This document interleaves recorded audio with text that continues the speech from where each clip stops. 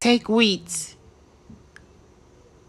and barley, beans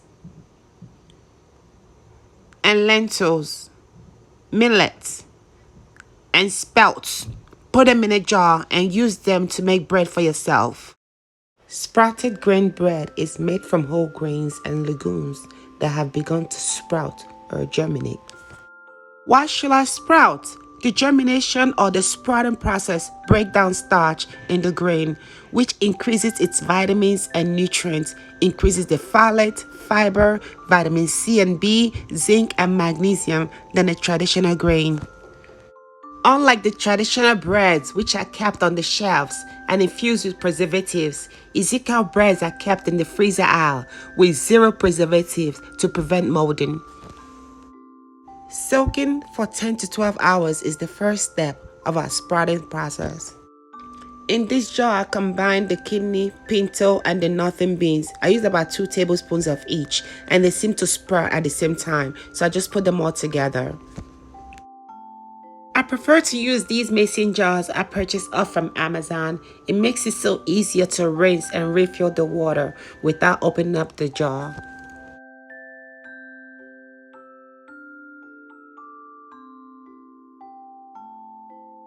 I know some of y'all might say, ain't nobody got time for this. But feel free to purchase some already made sprouted wheat and grains. Just be sure it has USD seal on top.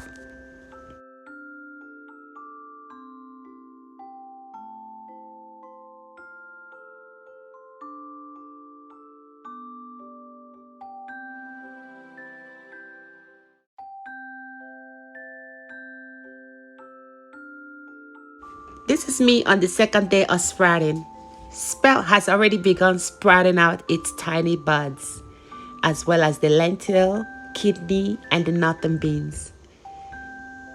I use natural spring water. You can use filtered water, but try to avoid water that came straight from the tap, as the chlorine from the tap water might affect the sprouting process, unless you first boil it and allow it to cool off.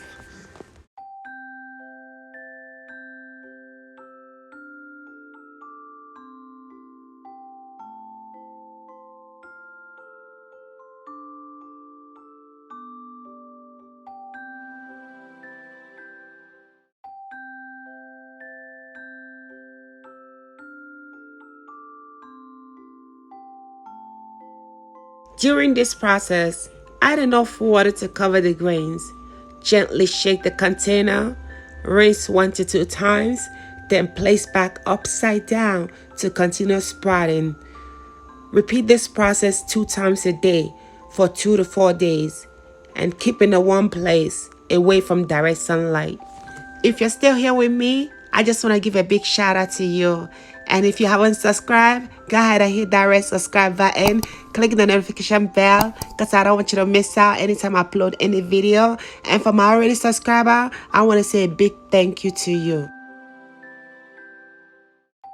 After sprouting, the next step is to dehydrate, or a process of drying out the legumes and grains.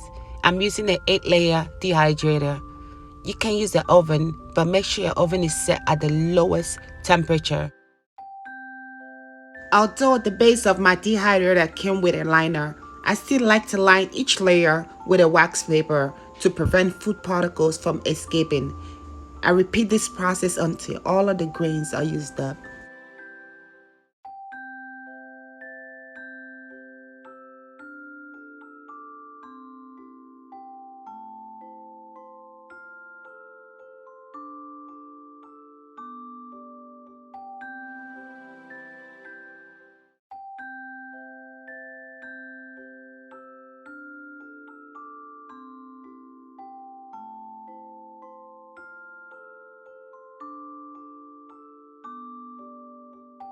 Once I have all of my grains in, I cover my dehydrator and I set the temperature at 110 degrees for overnight, or you can set it for 8 to 12 hours.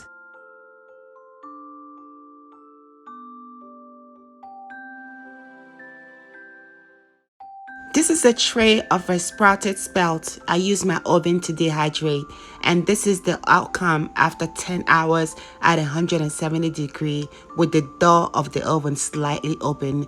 And to compare with this one I use on the dehydrator, the texture of both are the same. The only downfall with the oven method is that you tend to lose more enzyme during the process.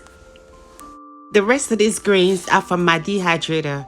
I'm going to be using my bullet blender, which will enable me to blend small portions at a time.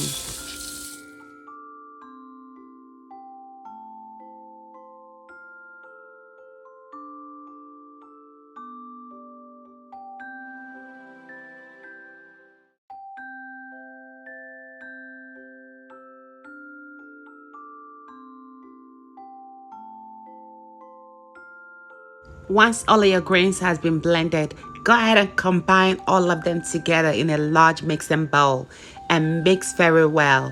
Kindly check the description box below for recipes.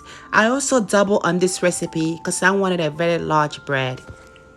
You can also pre-slice them and freeze for 6 to 12 months. Take out what you need, toast, and it's as fresh as the day it was baked.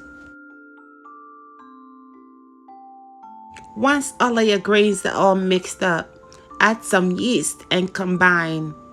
Add warm water bit by bit. Combine very well.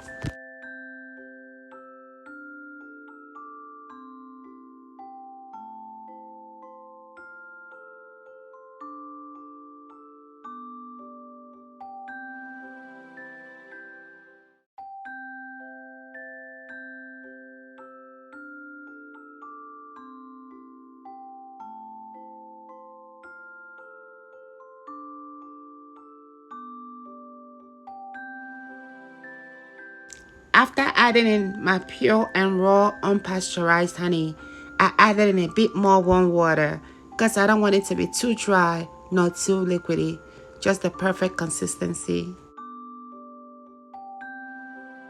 I'm using a 1200 grams of baking loaf pan. I went ahead and dazzled the inside with extra virgin coconut oil. Fill your batter in and leave enough space on top for when the dough rises. Cover and leave in a warm place for about an hour.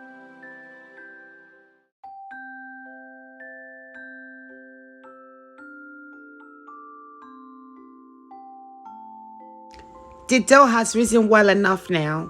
This step is quite optional. I like to sprinkle a handful of raw organic sprouted sunflower seeds and pumpkin seeds on top. The wrath of God was upon Jerusalem. God initially instructed Ezekiel that this bread be baked upon human excretion. Ezekiel cried and begged. God later instructed him to bake over cow dung instead. But today we are going to bake at a preheated 350-degree oven for 45 to 1 hour. The people of Jerusalem ate this bread and water for 390 days as instructed by God. As you can see, this bread is very sustaining and super nutritious. You can store in freezer for up to 1 year. I just want to thank each and every one of you for your love and support. Kindly subscribe, like, comment, and share this video. Thank you so much for watching. See you on my next video. Ciao.